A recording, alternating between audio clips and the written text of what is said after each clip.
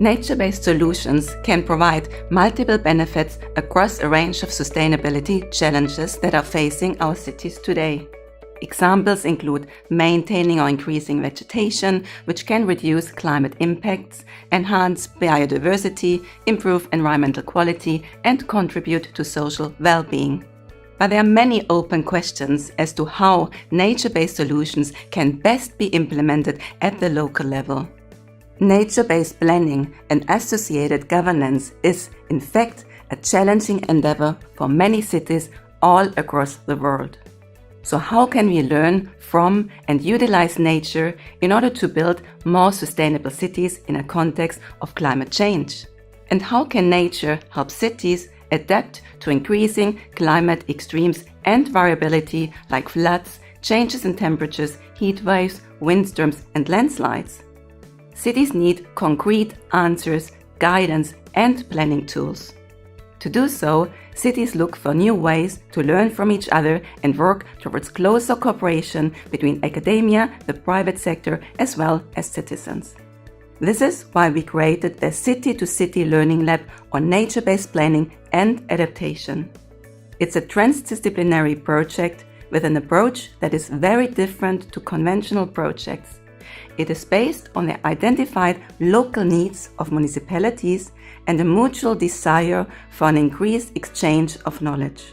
Accordingly, the project aims and activities were jointly developed by all project participants.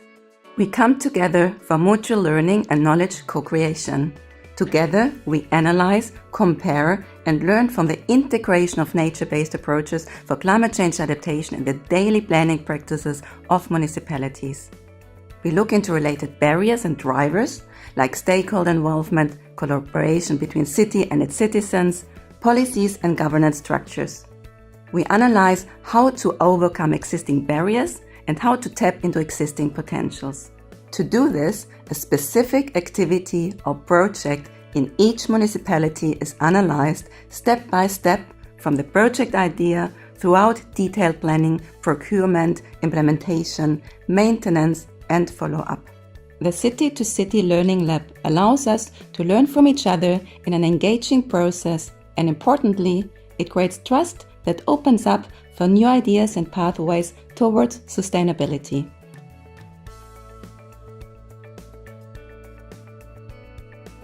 The focus of our project is the integration of nature-based solutions during the zoning of a new development area in Aarhus, in the municipality of Kristianstad. This development includes 300 new apartments and houses, as well as new preschools, healthcare facilities and office facilities. And the site covers 27 acres that today mostly consists of municipal-owned farming land. The City-to-City Learning project has given us extra time to focus on these issues and to learn from the other participants. It's an eye-opener to meet people from different backgrounds and get to know how they approach the same subject.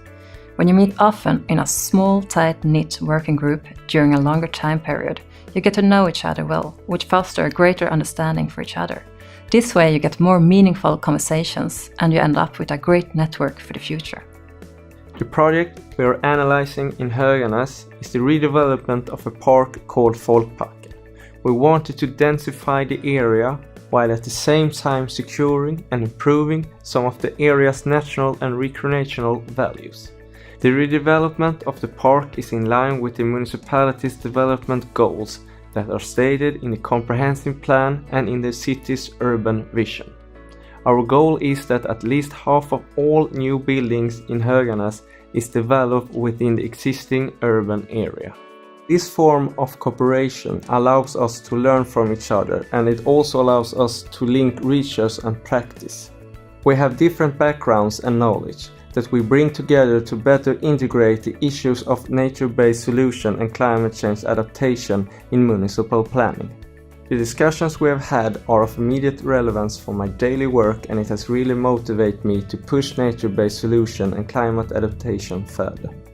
Here in Lomma we have recently analyzed two of our nature-based solutions projects. The first is a coastal flood protection barrier with integrated ecosystem services.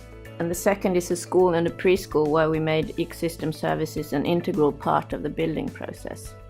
Since both this approach for knowledge co-creation and the planning for nature-based solutions and climate adaptation are fairly new, we must learn together. Every place is different and has different problems that need solving.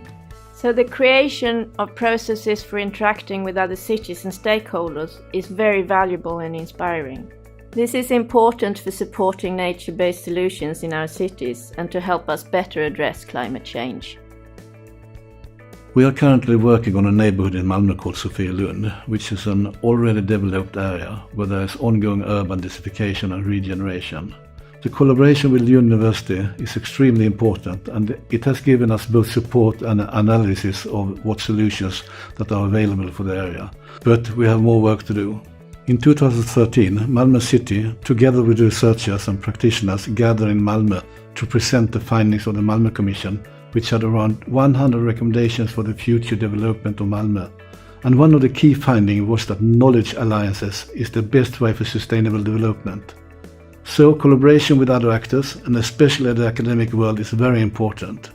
In these knowledge alliances, we are able to see that several of our challenges and problems are actually quite similar. Collaboration with other actors involved in a similar process is encouraging, especially when you sometimes can feel exhausted by some of the hurdles. We can learn a lot from each other's mistakes and successes.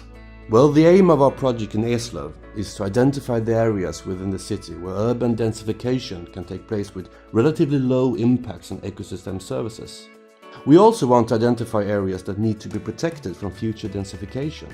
These types of assessments are new for us, and we're still testing different approaches on how we can best link these new assessments to the formal planning system in our municipality.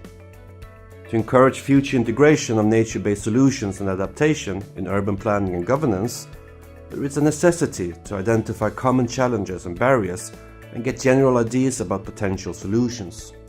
Learning from other stakeholders with different backgrounds and perspectives is very helpful in this process.